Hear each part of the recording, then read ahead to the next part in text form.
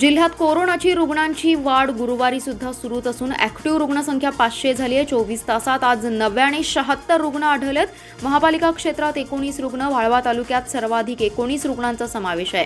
खानापूर तालुक्यात एकाचा उपचारादरम्यान मृत्यू झालाय तर 40 रुग्णांनी आज कोरोनावर मात केली आहे। याशिवाय आटपाडी तालुक्यात 1 रुग्ण, कडेगाव तालुक्यात 8 रुग्ण, खानापूर तालुक्यात 10 रुग्ण, पलूस तालुक्यात 2 रुग्ण, तासगाव तालुक्यात 2 रुग्ण, जत तालुक्यात 4 रुग्ण, कवठेमहांकाळ तालुक्यात 1 रुग्ण, मिरज तालुक्यात 6 रुग्ण आणि शिराळा तालुक्यात 5 रुग्ण आढळलेत। राज्यात कोरोनाचे रुग्ण वाढत असताना सांगली जिल्ह्यात ही रुग्णसंख्या गतीने वाढते। मात्र गेल्या 3 दिवसांपासून संख्या झपाट्याने वाढत असल्याचं स्पष्ट झालंय। गुरुवारी ॲक्टिव्ह रुग्णसंख्या 500 झाली आहे। मागील 24 तासात जिल्ह्यातील 1926 रुग्णांची कोरोना चाचणी घेण्यात आली। यामध्ये आरटीपीसीआर चाचण्या 1076 पैकी 55 जण बाधित आढळलेत तर 745 अँटीजन चाचणीमध्ये 23 जण बाधित असल्याचं स्पष्ट झालंय। दोन्ही चाचण्यांमध्ये मिळून तब्बल 76 रुग्ण आढळलेत। जिल्ह्यात आतापर्यंत कोरोनाचे 49,231 रुग्ण आढळलेत। त्यापैकी 1,771 रुग्णांचा मृत्यू झालाय तर 46,960 रुग्ण कोरोनामुक्त झालेत। सद्यस्थितीत जिल्ह्यात 366 रुग्णांवर उपचार सुरू आहेत। इस्लामपुरातील एका साखर कारखान्याच्या फर्मचे लेखापरीक्षण अहवाल कोरोनामुळे तक्रारदार यांच्या फर्मकडून मुदतीत सादर झाला नाही। त्यामुळे जिल्हा विशेष लेखापरीक्षक रवींद्र वाघ यांनी फर्मचे नाम तालिकेतून न काढण्यासाठी लेखापरीक्षण फी 10,50,000 रुपये आणि त्यांच्या 10% रक्कम लाच म्हणून मागणी केली होती। याबाबतची तक्रार लाचलुचपतकडे आली होती। सदर लाचेची रक्कम 1,05,000 रुपये स्वीकारताना लाचलुचपत विभागाने रवींद्र बाळकृष्ण वाघ यांना रंगे हात पकडले। त्यांच्या विरोधात विश्रामबाग पोलीस ठाण्यात लाचलुचपत अधिनियम अंतर्गत गुन्हा दाखल करण्यात आलाय। तक्रारदार हे एका चार्टर्ड अकाउंटन्सीच्या फर्ममध्ये पार्टनर आहेत। त्यांच्या फर्मने इस्लामपुरातील एका संस्थेचे लेखापरीक्षण केले। त्याची लेखापरीक्षण फी 10,50,000 रुपये इतकी आहे। सदर लेखापरीक्षण अहवाल जिल्हा विशेष लेखापरीक्षक सहकारी संस्था सांगली यांना 31 जानेवारी 2021 किंवा त्यापूर्वी जाणं अपेक्षित होतं, परंतु मागील वर्षी कोरोना परिस्थितीमुळे तक्रारदार यांच्या फर्मकडून सदरचा लेखापरीक्षण अहवाल मुदतीत सादर झाला नाही। त्यामुळे जिल्हा विशेष लेखापरीक्षक रवींद्र वाघ यांनी तक्रारदार यांच्या फर्मचे नाम तालिकेतून न काढण्यासाठी लेखापरीक्षण फीच्या 10% रक्कम लाच म्हणून मागणी केली। त्यानंतर सदरची कारवाई करण्यात आली आहे। कर्नाटक सीमा भागात मराठी लोकांवर अन्याय अत्याचार सुरू आहे। त्याचा निषेध करण्यासाठी शहरासह जिल्ह्यातील हॉटेल व्यापारी यांनी शनिवारी बंद पाळावा, अन्यथा आम्ही सुद्धा जशास तसं उत्तर देऊ असा इशारा शिवसेनेचे नेते शंभूराज काटकर, मयूर घोडके, अमोल पाटील, हरिदास लेंगरे यांनी दिलाय। कर्नाटक व्याप्त महाराष्ट्र केंद्रशासित करावं अशी आमची मागणी आहे, मात्र केंद्रीय गृहमंत्र्यांनी ती फेटाळून लावली आहे। केंद्र सरकार कर्नाटक सरकारच्या पाठीशी असल्यानेच हा अन्याय अत्याचार सुरू आहे आणि सामान्य लोकांच्यावर अन्याय अत्याचार सुरू आहे।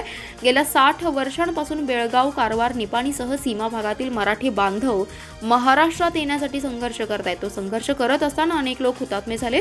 कर्नाटक सरकार मराठी बांधवांवर अत्याचार करत आहे। मराठी बांधवांवर कर्नाटक गुंडांकडून हल्ले चालूच आहेत। 4-5 दिवसांपूर्वी शिवसेना जिल्हा प्रमुख आणि त्यांच्या सहकार्यावर खुनी हल्ला करून त्यांना जीवे मारण्याचा प्रयत्न केला। त्यांची गाडी, शिवसेनेची अँब्युलन्स आणि कार्यालय यांची तोडफोड केली आहे। हे थांबवण्यासाठी आणि निषेधासाठी आंदोलन करण्यात येणार आहे। त्यामुळे जिल्ह्यात असलेल्या कन्नड लोकांनी आंदोलनात सहभागी व्हावं असं आवाहन त्यांनी यावेळी केलं आहे। जत तालुक्यातील काही राजकीय नेत्यांनी स्वतःच्या राजकीय स्वार्थापोटी बेदाणे सौदे बंद पाडून स्टंटबाजी केली। बेदाण्यास हमीभाव मिळत नसल्याचं कारण पुढे करत सौदे बंद पाडलेत। त्यांचं आंदोलन बेदाणा बाजारपेठ आणि शेतकऱ्यांच्या हिताचं नव्हतं। त्या नेत्यांनी केलेलं कृत्य चुकीचं असून बाजारपेठ बदनाम करण्याचा प्रयत्न केलाय। त्या घटनेचा सांगली तासगाव बेदाणा मर्चंट असोसिएशनच्या वतीने त्यांचा निषेध करत असल्याची टीका संचालक सुशील हडदरे यांनी निवेदनाद्वारे केली आहे। मागील 2 महिन्यांपासून सांगली व तासगाव मार्केट कमिटीमध्ये बाजारपेठेत नवीन बेदाणा मालाची आवक सुरू आहे। बाजारभाव चांगल्या मालाचे प्रतवारीनुसार रुपये 150 ते 240 प्रति किलो आहे। बेदाणा उत्पादक शेतकरी समाधानी आहेत। त्यांच्या परवानगीनेच मालाची विक्री सुरू आहे। बुधवारी बाजारपेठेत बेदाणा सौदे व्यवस्थित सुरू होते, मात्र काही मंडळींनी अचानकपणे येऊन गोंधळ घातला। बेदाण्यास हमीभाव मिळत नसल्याचं कारण पुढे करत सौदे बंद पाडले। जत तालुक्यातील त्या नेत्यांच्या आंदोलनामागे शेतकऱ्यांचं हित नव्हतं, मात्र राजकीय स्टंटबाजी करण्याचा प्रयत्न करून बाजारपेठ बदनाम करण्याचा प्रयत्न केलाय। परंतु बुधवारी झालेल्या आंदोलनाचा हेतू चुकीचा होता, तो राजकीय स्वार्थापोटी असल्याची टीका बेदाणा असोसिएशनचे संचालक हडदरे यांनी केली आहे। सांगली शहरातील राम मंदिर ते सिव्हिल हॉस्पिटल रोड या पहिल्या कॉन्क्रीट रस्त्याच्या कामास आज प्रत्यक्ष सुरुवात झाली आहे। या कामाची पाहणी महापालिका आयुक्त नितीन कापडनीस यांनी करत योग्य त्या सूचना केल्या। सांगलीतील पहिला ट्रिमिक्स रस्ता म्हणून राम मंदिर ते सिव्हिल रस्ता केला जातोय। यासाठी साधारण 1.5 कोटींचा खर्च केला जात असून हा रस्ता पहिल्यापेक्षा 1.5 फूट उंच असणार आहे। याचबरोबर रस्त्याच्या बाजूला ड्रेनेज पाणी अन्य केबलसाठी स्वतंत्र पाईप टाकण्यात आले आहेत। यामुळे कोणत्याही कारणासाठी हा रस्ता उकरण्याची आवश्यकता भासणार नाही। तसेच या रस्त्यावर पावसाचं पाणीही साचणार नसल्याने हा रस्ता अनेक वर्ष खराब होणार नाही। आजपासून ट्रिमिक्स काँक्रिटीकरण कामाला सुरुवात झाली असून साधारण एप्रिलच्या पहिल्या आठवड्यात सांगलीतील हा पहिला ट्रिमिक्स पद्धतीचा रस्ता वाहतुकीसाठी खुला होणार आहे। या कामाची पाहणी महापालिका आयुक्त नितीन कापडनीस, उपायुक्त राहुल रोकडे, शहर अभियंता देसाई यांनी करत कंत्राटदाराला योग्य त्या सूचना केल्या।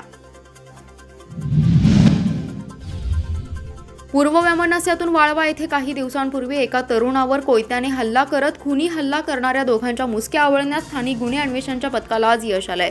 चण्यामुळी खून प्रकरणात अटकेत असलेल्या आणि सध्या जामिनावर असलेल्या दोघांनी हा हल्ला केल्याचं स्पष्ट झालंय। हल्ला करणाऱ्या सचिन उर्फ टार्झन, सुभाष चव्हाण आणि रोहन हनुमंत मुळीक असं अटक करण्यात आलेल्या आरोपींची नावे आहेत। रविवारी रात्री संदेश उर्फ साहिल कदम याच्यावर शिरगाव नदीजवळ कोयत्याने हल्ला करत त्याला जखमी केलं होतं।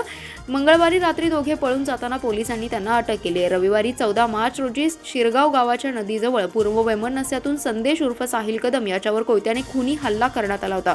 या हल्ल्यात कदम हा गंभीर जखमी झाला होता। याबाबत आष्टा पोलीस ठाण्यात खुनाचा प्रयत्न केल्याप्रकरणी गुन्हा दाखल आहे।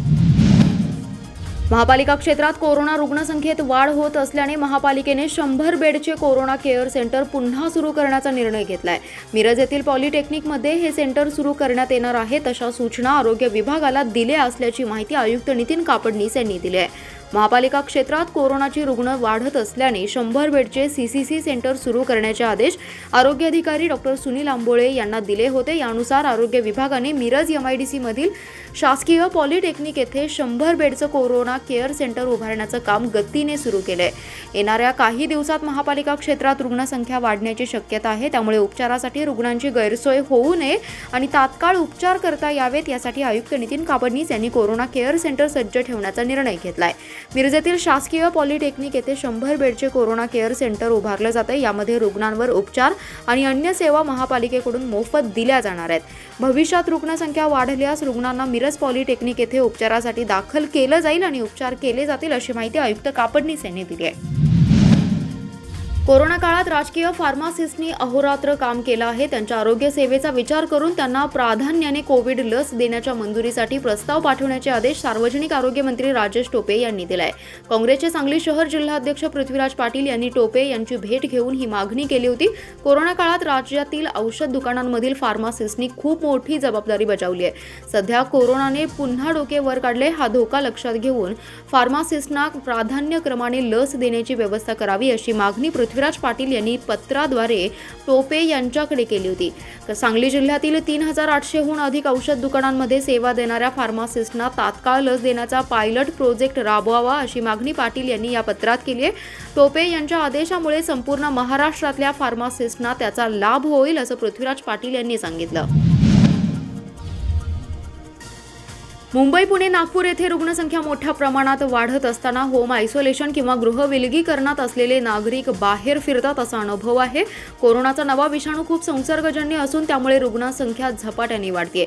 अर्थात हा विषाणू घातक नसल्यामुळे मृत्यूदर कमी आहे। अनेक रुग्ण हे लक्षणे नसलेले किंवा सौम्य लक्षणे असलेले आहेत। या सर्वांसाठी गृहविलगीकरण हा पर्याय देण्यात येतो। सांगली जिल्ह्यातही सध्या 80% रुग्ण गृहविलगीकरणात आहेत, पण त्यांची ओळख पटत नसल्यामुळे अनेक जण सर्रास बाहेर फिरत असल्याचं प्रशासनाचं म्हणणं आहे। त्यामुळे आता कोरोना रुग्णांच्या हातावर निवडणुकीच्या शाईचे शिक्के मारण्यात येणार आहेत, तर त्यांच्या घरावर गृहविलगीकरणाचा बोर्ड अथवा स्टिकर लावण्यात येणार आहे। आरोग्य सेविकेबरोबर पोलिसांची व्हिजिटही या घरामध्ये करण्याचा निर्णय सांगली जिल्हा प्रशासनाने घेतलाय। कुपवाड येथील कापसे प्लॉट येथे रेकॉर्डवरील गुन्हेगारास पोत्यात धारधार तलवार आणि जांबिया घेऊन फिरताना पोलिसांनी जेरबंद केले। इस्माईल सलीम मुजावर असं ताब्यात घेतलेल्या गुन्हेगाराचं नाव आहे। त्याने त्याच्या साथीदारांसह सूरज काळे याच्या घरातून ही शस्त्रे चोरली असल्याची कबुली दिली आहे। त्याला ताब्यात घेत त्याच्या विरोधात कुपवाड MIDC पोलीस ठाण्यात आर्म ॲक्ट प्रमाणे गुन्हा दाखल करण्यात आलाय।